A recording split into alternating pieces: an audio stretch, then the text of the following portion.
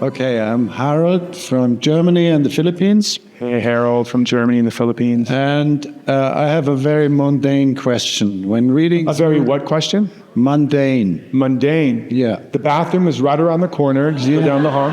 Oh, no. Continue. That was question number one. Okay. Yeah. When I read through this manual, I find what's your reason for coming? What's your intention? What's your purpose? What's your vision?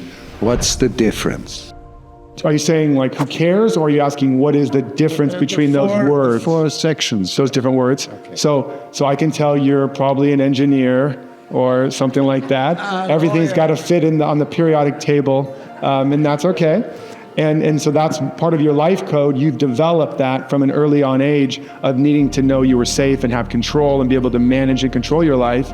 The breakthrough for you will be to not have to categorize everything and not have to have perfectly and easily definable definitions for everything. That's going to be a huge part to unlock the feminine, the creativity, the freedom, the juiciness, and we'll get more into that, but I just got that, so I wanted to give that to you right away. Yeah, so there's difference between, there's purpose, let's say our core purpose. Everybody's fundamentally has the same purpose, that is to glorify God or life, or just to be an expression, an instrument. Like every seed has the same purpose, which is to show forth life according to its unique pattern. And then you have within that, the fundamental purpose of life, as I said, is for the full expression of life.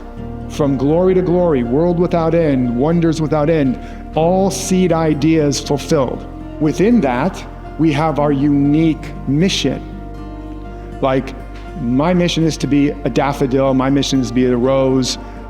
We have our unique mission, and if we fulfill that mission, it has something to do with a greater fulfillment of the seed purpose of all life. If we're living it, it supports other parts of the ecosystem to do the same. You know, when the acorns becomes an oak and produces more acorns, the squirrel gets squirrel food, and the squirrel gets to do the squirrel's job, which is be the farmer of the forest, planting acorns, forgetting most of where they put them, and then that way we have a forest. So everything has a mission within the larger purpose, and if it fulfills their mission, then it supports the larger purpose. At certain levels, like for us, then there's unique vehicles to that mission.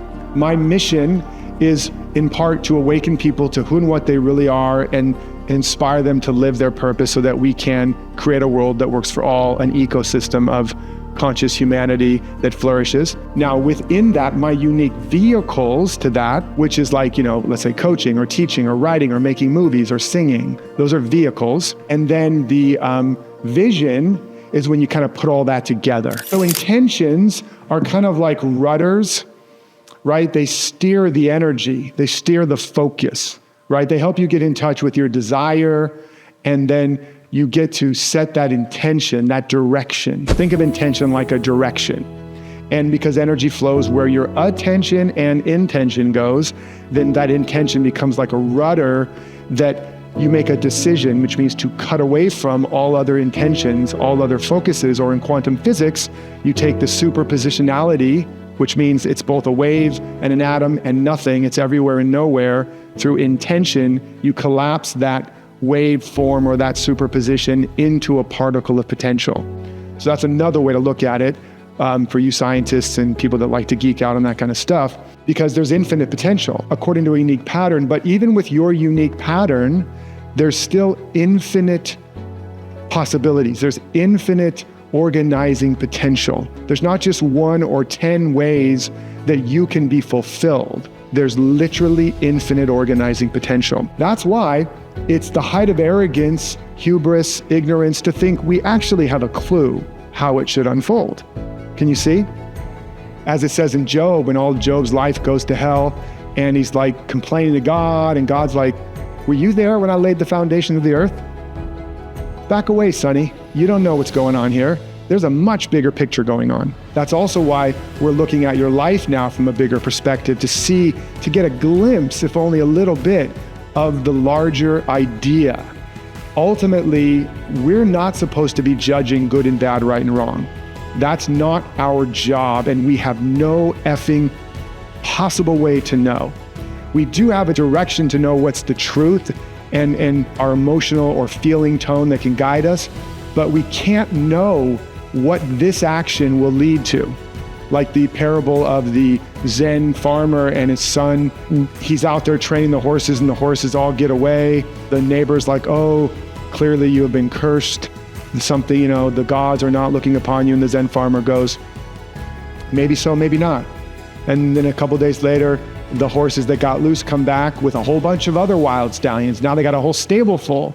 The neighbor's like, oh, clearly the gods are shining upon you. You are of good fortune. And the farmer goes, maybe so, maybe not. And then the son is out there breaking the new horses, and he gets trampled and terrible break of his leg, and he can't work anymore. And the neighbor says, oh, clearly I misjudged you. You are cursed by the gods. And he's like, maybe so, maybe not. And then a few days later, a little while later, big war breaks out. They come to recruit all the young, able-bodied men, and they all go off to war. And those men do not make it back. And his son, with his leg, doesn't go to war, and so his son's life is spared. And you can guess what the neighbor says. Clearly you are blessed, a blessed man amongst the gods. And what does he say? Maybe so, maybe not. And on the story goes. So we don't have the right to judge right and wrong, good or evil.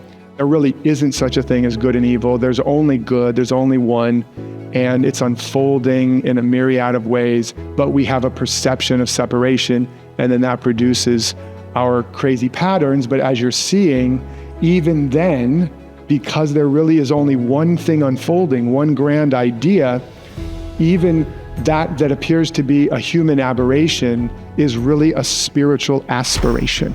Is this cool or what? Is this good? Is this good stuff? Is this fun to go down the rabbit hole a little bit? Okay.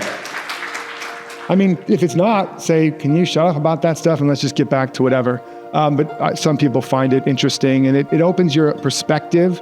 I'm not just speaking ideas. These aren't just theoretical, philosophical. There's a frequency, and I know some of you can feel the authority behind what I'm speaking, because it's not just words. I'm putting words to it, but it's really the product of realization, of a seeing, and of a living, and of an embodiment, so that you actually have the capacity to catch it in this space, to be activated by it, to have an aha, to see, whereas before I was blind, now I see. And when you see differently, you will be differently.